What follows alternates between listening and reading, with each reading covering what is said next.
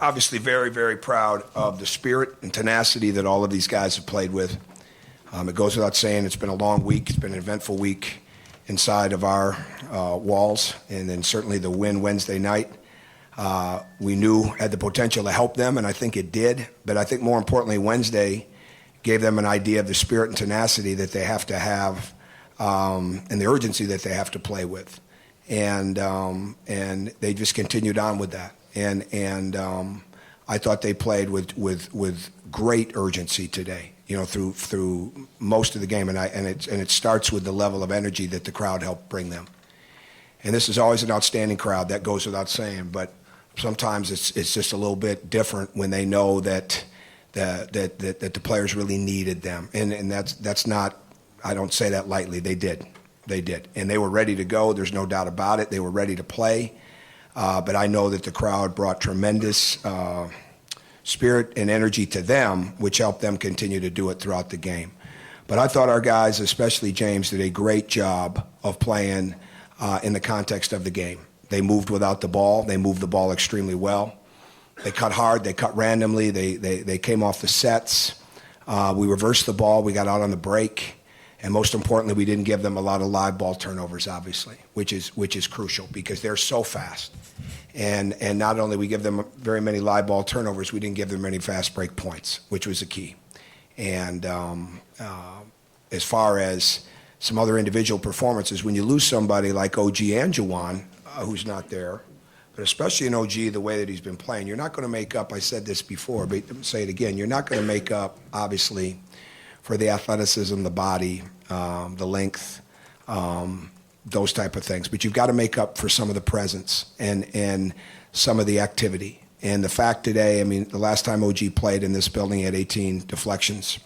I don't care who you're playing, 18 deflections is a big number. And he did that last week. Well, today, Zach McRoberts gets 16, Thomas Bryant gets 12. You know, those are the things to me as a coach that are the huge, huge values.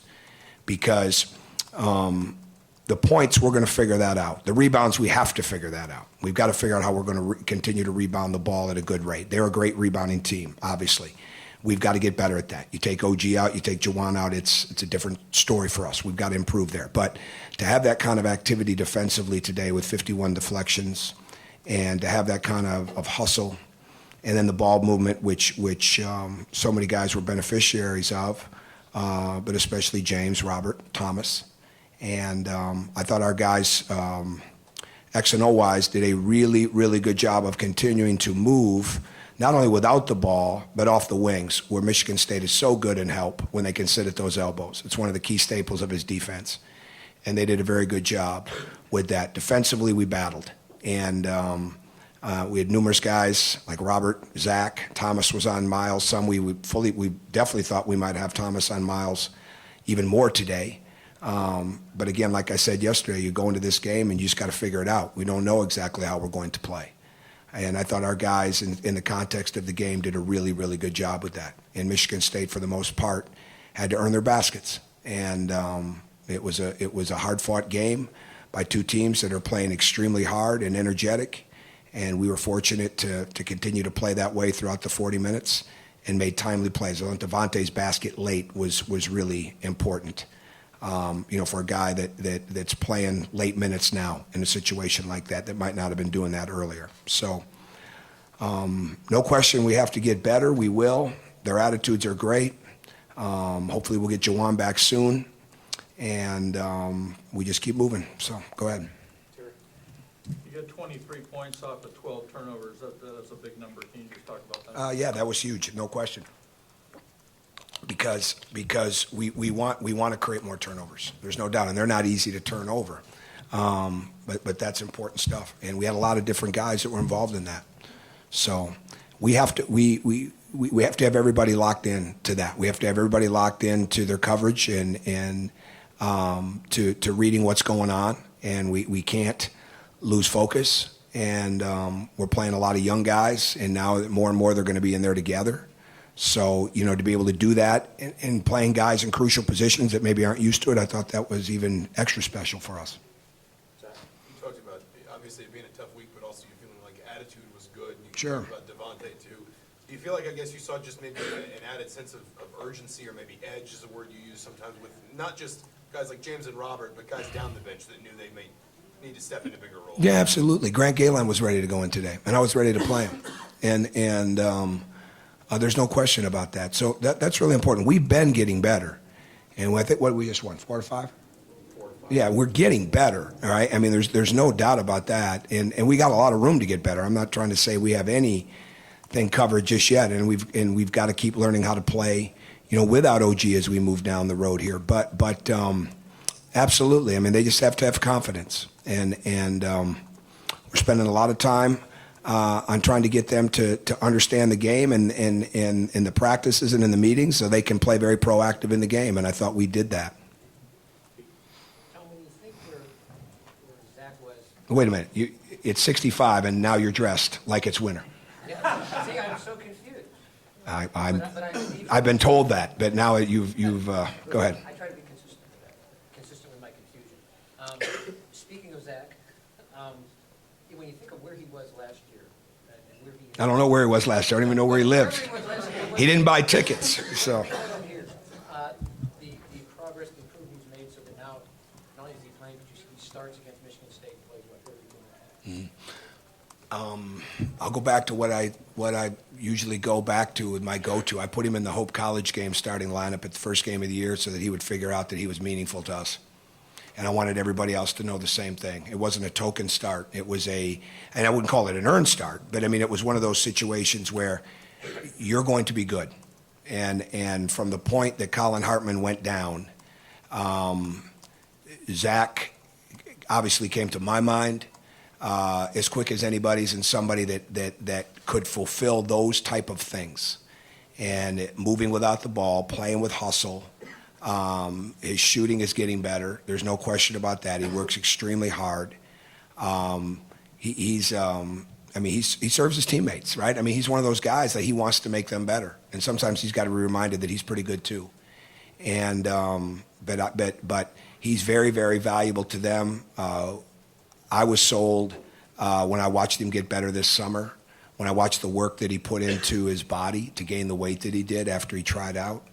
And we're really, really happy to have him. And he's a valuable guy to every one of them, and certainly does. Did you say he didn't even have tickets to games? Ask him. Yeah, I don't think he had tickets. Yeah, I don't think he bought tickets, no. Anybody else? Okay, back. Him back there. James and Rob on Miles, and James in particular, it seemed like in the second half had a lot of really good possessions on him. I know you've talked about his defense being a big part of leading to his offense, but Sure. how good was he? Very good. Even he tried to post up Curtis one time, and Curtis defended that. I wasn't sure we were going to have Curtis today, if you can believe it or not. He was sick this morning and was not out there very much with us this morning. Doesn't look very good right now, but he fought through it. And so that was almost like, I mean, I couldn't even have drawn it up today like that. I mean, if we'd not had him. But I thought they all did a good job, and I thought Rob and Josh and James certainly set the tempo and the attack points of the defense, knowing that they're going to guard those type of people. Like we fully expected to start Rob, because I thought about starting Deron, but with no Juwan, now all of a sudden you're starting two bigs and you don't have anybody else coming off the bench. So to put Rob on him, it was Tim Buckley's idea, very good idea. We were fully ready to have Thomas be in there. But when you're guarding somebody like him, and there's other guys that are like that, when you don't maybe have that natural matchup, we do have that natural matchup, they're just not healthy, right? So we can't put those guys on them. You got to make sure your help is really good. And I thought everybody was really, really locked in to what Ward was doing in the post, to what Bridges was doing on the perimeter. They made a couple of shots early where we didn't get our hand up. And I thought we did a really good job of stunning off the pass on the cuts. Michigan State, year in, year out, their offensive execution is so good because, A, they never get bored running their sets. B, they've got very talented players. But C, and probably most important, they never miss a screen. I mean, they don't miss their screens. There's no whiffs. There's no now they might slip a screen. They might not set a screen because it's part of the play. But when they're there to screen, they screen. So, like, you've got to be able to navigate that countless times throughout the game. And I thought our guys were really locked into that. You know, it's easier said than done to keep doing that possession after possession because it can hurt at times because it's a physical game. And if you miss it, you're going to run into some pretty strong bodies. And they did a really good job of that. And those three really set the tone there. That it? Sorry, just And then he's got it. I'm sorry. Go ahead. Can you just talk about the start that James got off to? Hitting his first 6 shots, 4 of them from three. Flow of the game. He was ready to shoot. His teammates did a great job getting him open. He did a great job getting himself open with setups. His lift was very good. You know, there's only one shot. I told him in the first half, the shot he took in the deep corner, great shot, but he didn't follow through. You know, that was the only one that didn't look like a James Blackman shot. But again, it started because of the defense. I mean, they all have big assignments in this league, and certainly he did. And he did a really good job. And he knows, I mean, he's got a memory of 2 years ago, how they came after him and picked on him on the defensive end and made it hard for him to get the ball. He's aware of that. So I think that probably helps, but he's getting better. And it's a great example of what happens. You know, he's coming off this surgery, obviously, and he's getting stronger. He's getting more athletic. I mean, we have to really manage. It's not just the guys that are injured.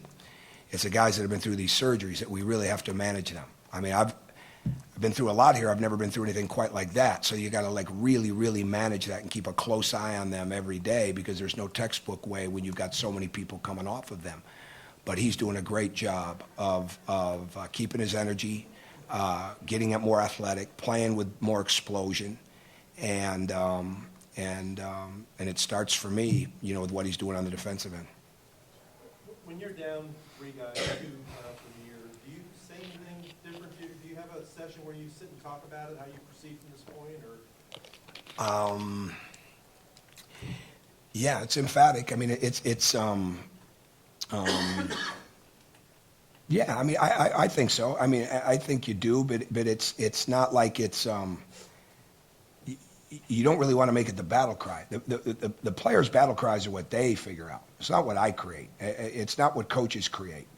It's what the us against the world or those type of things that coaches are always trying to get. That comes when they believe that. So, but the facts are the facts. We're out without these guys, and this is what we have to do to make ourselves better. This is what we have to do to win the game, and we've got to do it with an even more urgency. And I think that's where their maturity level rises. But there's no question. I mean, we have to do that. And for the guys that have been in that locker room for a while, they're kind of used to it, right? Rob Johnson's kind of used to this now, you know, and he's been a part of that where he's gone down. So you just got to keep the focus really strong the best way that you can. And every day is different. And like I said before, there's not a textbook for it. And it's what they absorb and what they really take from it. Go ahead. It looked like assistant Buckley was holding about 3 different signs throughout the course of the game. Could you talk about, I guess, the inspiration behind that and what impact it had on the defense? Well, I think we have some signs that are just defensive reminders, right? Especially for in the second half. So that's just something that we do. And I think it was Rob Judson. So no, it was Tim Buckley had the scout. So go ahead. You had one, Zach. No, I'm just going to ask the inevitable question. How close was Juwan to being able to go today? And is it just still kind of basically a see where? Yeah, closer than he was yesterday. You know, we did a little bit yesterday, and he's just not ready yet. So, but I would say he's getting closer. Any of the Michigan State guys have anything? You have anything? Go ahead. Tom, defensively, first half, I mean, is that the best that you guys have played all Oh man, I don't know. No, we've had some big wins. I don't know. I have to go back and watch the film. So, we played well, but I don't know about best. I mean, considering where we're at, without a couple of guys that make us a really good defensive team, I would say, in answer to your question, yes. But I don't know. We knew we had to play well. Put it that way. We knew that they're as fast a team as we face, and with as many different players, and they're clicking. They really are, and they're good. They're really good, and going to keep getting better because he's got young guys that are getting better, just like some of his older guys are. So I know we've got to continue to play defense like this if we want to keep improving. Anybody else? We good? All right. Thank you. Thank you.